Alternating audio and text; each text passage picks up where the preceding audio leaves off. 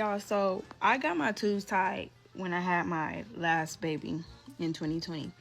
And so in my mind, I'm like, okay, I got my tubes tied. Later on down the line, if I want to, I can get them reversed. This is just what I'm thinking. Now, when you get your tubes reversed, no, it's not like 100% chance that you'll get pregnant again. But I'm like, down the line, I can untie my tubes. At the time, though, when I made the decision to tie my tubes, that was the best decision for me at that time. Right? Me and my husband was not in a good place, and there was no way in hell I was gonna mess around and get a new baby daddy. Oh, I'm not doing that. Or lay down and have another baby when I barely like him. Okay, boom. So 4 years passed, and I'm like, okay, well, let me go to the doctor and see what's the process to like untie my tubes, like what can I do, right? So I go to the doctor. I call my OBGYN. They tell me to go to the doctor who performed the procedure, which was not my actual doctor because I went to a different hospital than the one I was supposed to go to. So there was a doctor on call. Okay, cool. So my paperwork that I signed says tubal ligation.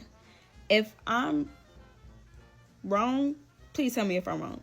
But when I searched it up, tubal ligation could be tied, clipped, burnt, something, but tubes are still there.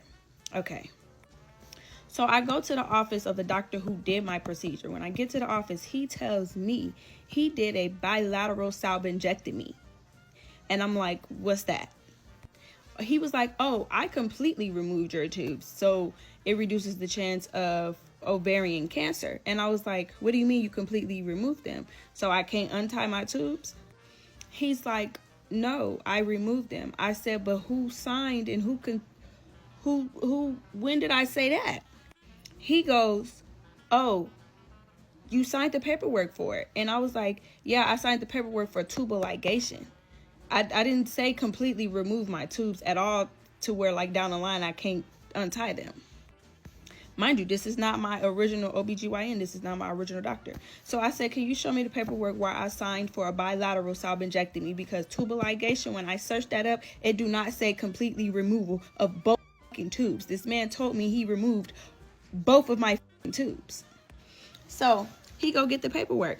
And I'm like, okay, this tubal ligation right here. This is my name. This is my doctor name. Tubal ligation. Tubal ligation. Tubal. I don't see remove both tubes nowhere on all three of these papers you just went and printed. Now, I could be wrong. I'm like, can you please explain that to me? Because I was under the impression that I was just getting my tubes tied, a clip on them or something. So you're telling me basically I can't have kids anymore unless I go do IVF.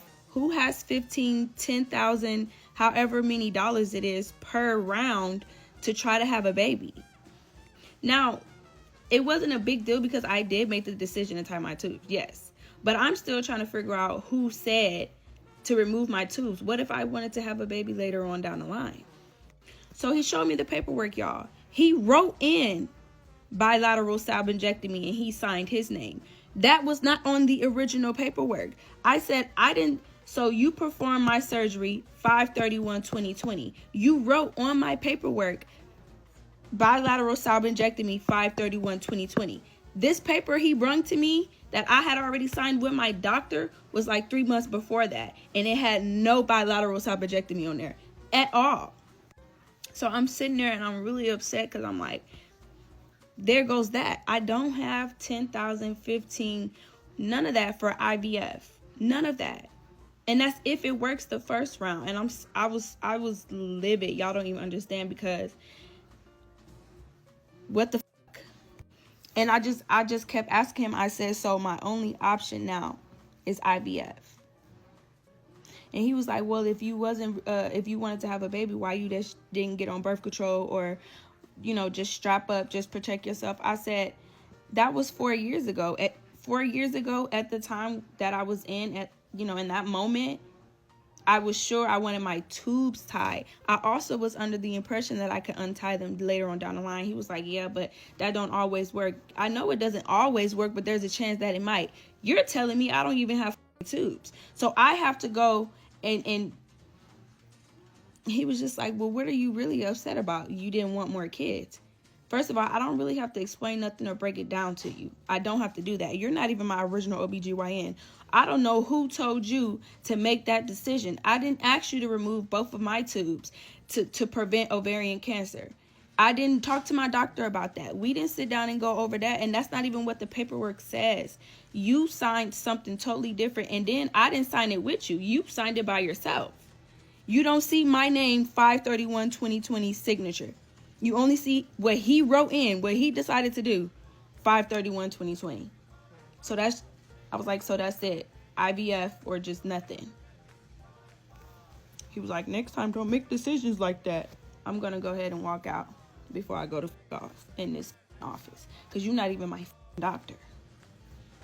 I'm so sorry you had to go through that. It's incredibly frustrating and unfair. You trusted your doctor, and being misled about such a significant procedure is unacceptable. Your feelings of anger and betrayal are completely valid. It's important to seek legal advice to understand your options and hold the responsible parties accountable. Remember, you deserve support and to have your voice heard in this situation. Stay strong and take the necessary steps to protect your future and well-being.